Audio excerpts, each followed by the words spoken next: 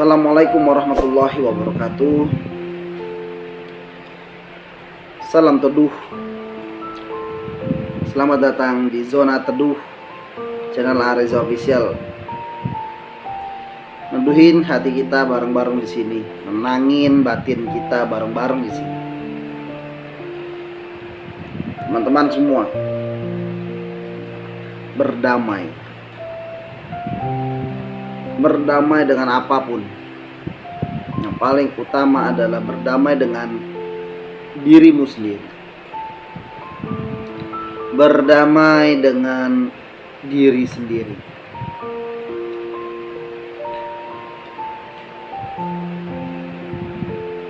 Supaya kita bisa menerima kenyataan, supaya kita tidak melawan apa yang sudah ditakdirkan, ditetapkan, diberikan kepada kita hari ini. Baik disyukuri, hal yang buruk juga disyukuri. Karena pasti selalu ada hikmah, pasti ada makna yang tersembunyi yang Allah berikan kepada kita. Alhamdulillahirrabbilalamin. Syukur saat diberi nikmat, alhamdulillahirrabbilalamin. Saat diberi kesulitan, saat diberi musibah pun ucap alhamdulillah, alhamdulillah, alhamdulillah.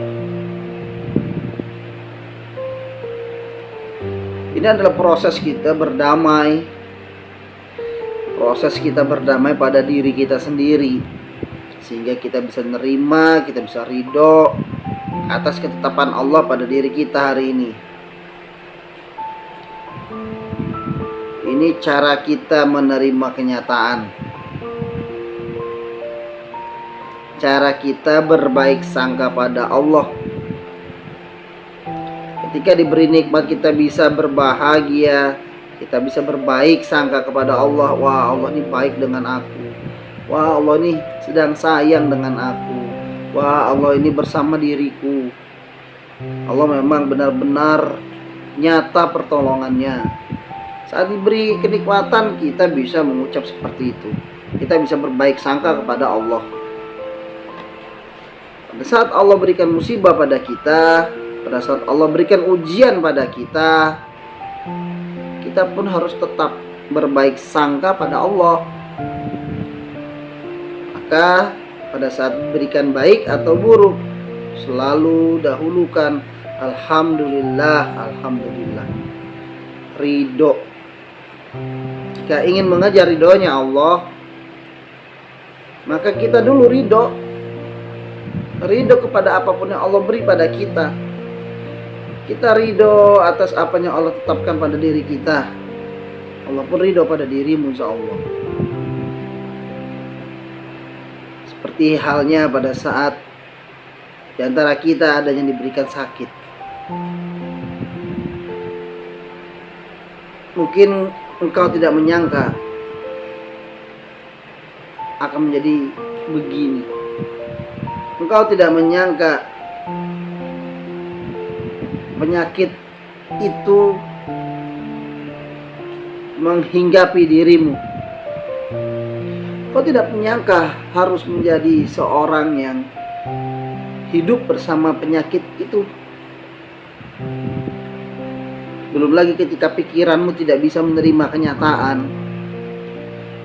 harus hidup menjadi seseorang yang berjuang dengan penyakit itu. Semakin menjadi lagi pikiran ini menjadi khawatir, menjadi gelisah, tidak damai. Saat engkau mengingat kematian, kau khawatir kalau penyakit itu bisa membuatmu meninggalkan dunia ini. Rasanya hancur, rasanya sesuatu yang sudah engkau bangun selama di kehidupan ini menjadi suatu hal yang tidak lagi bersemangat untuk engkau jalani, karena akan hilang semuanya dengan penyakit yang engkau hadapi. Rasa-rasanya penyakit ini susah untuk diobati. Hanya bisa untuk bertahan saja, memperpanjang kehidupan. Berdamai dengan diri sendiri memang bukan hal yang mudah. Kau harus bisa melewati masa-masa anxiety, masa-masa ketakutan, masa-masa kegelisahan. Kau harus bisa tenangkan dulu batinmu. Engkau harus bisa tenangkan dulu pikiranmu. Ketika tenang pikiranmu, ketika sudah mulai tenang batinmu, perlahan kau mulai memaknai kenyataan yang terjadi pada dirimu pada hari ini. Maknai dengan berbaik sangka pada Allah. Pasti ada sesuatu yang dahsyat yang ingin Allah berikan kepada kita. Pasti kita mampu menjalaninya dengan penyakit ini, karena Allah sudah memilih. Artinya siapa yang Dia pilih, dia mampu.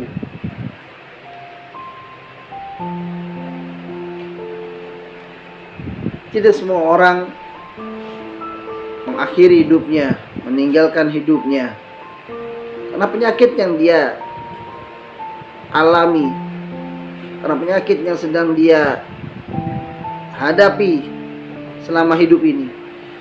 Meninggalnya malah dengan hal yang lain, dengan penyebab yang lain. Jadi sakit yang divoniskan pada dirimu belum tentu ia adalah penyebab engkau akan mendapati kematian. Itu yang pertama. Yang kedua, bisa jadi Allah ingin menghapuskan semua dosa-dosa yang kau miliki. Setiap hari, setiap waktu, setiap detik, selama penyakit itu ada pada dirimu, ada di dalam badanmu, maka Dia juga akan menghapuskan semua dosamu. Semua dosamu. Sehingga saat engkau menghadap Allah, tanpa kau sadari, habis semua dosa. Habis semua dosa. Saat di yaumil hisab, ya, di antara orang semuanya gelisah bagaimana ini hitungan amal buruk, amal baikku, mana yang lebih banyak baik atau buruk. Tapi tiba saatnya dirimu yang dihisap, habis semua dosa-dosamu, tinggal amal baik saja yang ditimbang, sehingga beratlah amal baikmu. Bisa jadi itu yang ingin Allah berikan kepadamu, anugerah besar di balik sakit yang Allah titipkan di dalam tubuhmu. Itu yang kedua. Yang ketiga, Allah ingin kamu bercinta dengannya. Allah ingin memilih kamu sebagai kekasihnya. Semakin engkau menyadari atas dirimu yang tidak baik-baik saja, yang memiliki penyakit yang harus dijaga kondisi tubuhmu, maka di situ engkau akan ingat kematian, di mana kematian ini adalah cara terbaik untuk kita supaya bisa sadar, supaya kita tidak terlena, terperdaya dengan hidup dunia yang fana. Banyak orang di luar sana mengejar dunia, cita-citanya, visi misinya, ambisinya, keinginannya, target hidupnya, resolusi hidupnya, dunia, dan dunia dia lupa. Tapi saat engkau diberikan vonis engkau punya sakit, dunia itu tergerus. Kau lebih banyak memikirkan akhirat, kau lebih banyak memikirkan bagaimana tidak alam barzah jika sendirian. Akhirnya hal itu membuat engkau mulai berteman dengan Al-Quran, mulai bersahabat dengan Al-Quran, mulai ngaji, mulai tilawah Al-Quran setiap hari. Karena engkau sadar bahwa di alam barzah, suamimu, istrimu, pasangan yang kau cintai, yang biasanya tidur, yang biasanya ada di sampingmu, tak bisa menemani di alam barzah, di alam kubur. Orang tuamu yang sejak dari dulu menyayangimu, memeliharamu, menjagamu, juga tak Allah berikan izin untuk ada di alam barzah bersamamu. Mereka pun akan menjalani hidupnya setelah engkau tiada. Mereka pun akan terus menjalani aktivitasnya, perjalanan hidupnya. Engkau ditinggalkan, dan kau harus menghadapi kehidupanmu sendiri di alam barzah sana. Teman-temanmu yang biasanya nongkrong bareng, jalan bareng, menemanimu, mereka pun akan meninggalkanmu. Mungkin di antara mereka ada yang melupakanmu, dan engkau harus menghadapi sendiri kehidupanmu di alam barzah. Sehingga hal ini membuat engkau jadi memikirkan harus tilawah Quran, harus bersahabat dengan Al-Quran hari-harimu, karena hanya Al-Quran, amal-amal baikmu yang nanti menjelma menjadi sahabat menemanimu di alam barzah, di alam kubur. Sehingga kau akan kaget, wah katanya di alam barzah, di alam kubur kita hanya sendirian, di tempat yang sepi, gelap, sempit, sendirian. Ternyata bagi orang yang soleh, bagi orang yang beramal, bagi orang yang dekat dengan Allah, bagi orang yang selalu tilawah Quran, di alam barzah, di alam kuburnya terang benderang, lapang kuburnya, dan dia ditemani dengan amal-amal baiknya, dia ditemani dengan Qurannya. Quran akan menjadi sahabatnya, Quran akan menjadi penenang, pendamai yang menemaninya menanti alam akhir zaman ini. Hanya Quran yang bisa menemani. Dan hal ini, kesadaran ini tidak akan bisa terbentuk, tidak akan hadir jika kita jarang mengingat mati. Dunia yang fana ini begitu cantik, begitu indah. Karir, bisnis,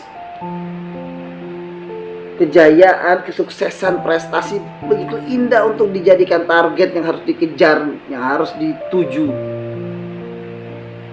Padahal seringkali target-target itu tidak bisa kita bawa mati. Tapi dengan mengingat matilah, ketika engkau divonis engkau punya sakit, justru di situ sebenarnya anugerah yang Allah berikan.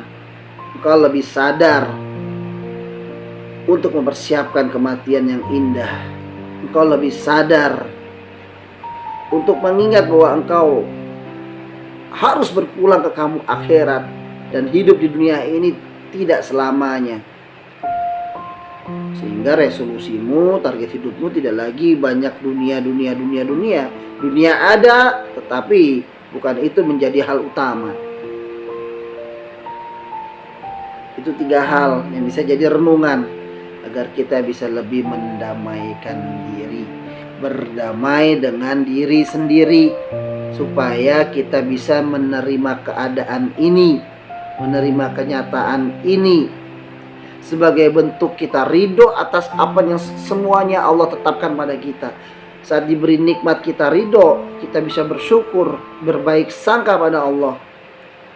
Pada saat diberi sakit pun kita harus tetap ridho, bersyukur, berbaik sangka pada Allah. Pasti ada hikmah, pasti ada maksud baik Allah terhadap semua ini. Allah tidak mungkin menyakiti dirimu, Allah tidak mungkin membebani dirimu, Allah tidak mungkin membuat kamu susah dengan suatu ketetapannya, karena ketetapan Allah pada diri kita adalah yang terbaik untuk kita. Berdamai dengan dirimu, terima keadaan hidupmu. Engkau pilihan, ada maksud Allah yang terbaik atas semua ini. Berdamai dengan sakitmu, bukan bermusuhan dilawan. Ya apa caranya aku harus sembuh, harus sehat, dia mati itu penyakit, pergi itu penyakit. Jangan berpikiran untuk gontok-gontokan dengan penyakit. Sudah damaikan saja. Aku ikhlas, aku pasrah, aku terima ya Allah, maka sembuh, sehat, kuat. Aku ikhlas, aku pasrah, aku terima ya Allah, maka sembuh, sehat, kuat. Amin. Terima kasih teman-teman sudah menonton sampai akhir. Sampaikan kepada teman-teman kita yang sedang divonis sakit, yang sedang diberikan anugerah penyakit itu, yang sedang diangkat derajatnya menjadi kekasih Allah, karena dengan sakit itu ia mengingat Allah terus. Assalamualaikum warahmatullahi wabarakatuh. Salam teduh.